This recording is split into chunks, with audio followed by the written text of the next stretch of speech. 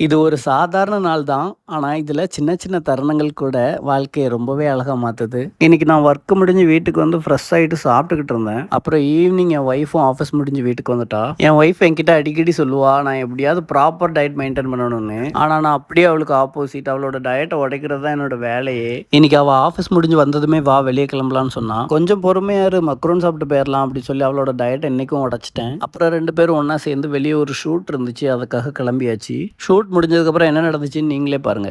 எல்லா இடத்துலையும் பசங்க தான் வாங்க பாவா ஒரு டீயை போட்டு வரும் ஒரு மாதிரி இருக்கு அப்படிம்பாங்க. ஆனா என் பொண்டாட்டி இன்னைக்கு வா டீயை குடிப்போம் எனக்கு ஒரு மாதிரி இருக்கு அப்படின்னு கூப்பிட்டு வந்திருக்கா. because I am married.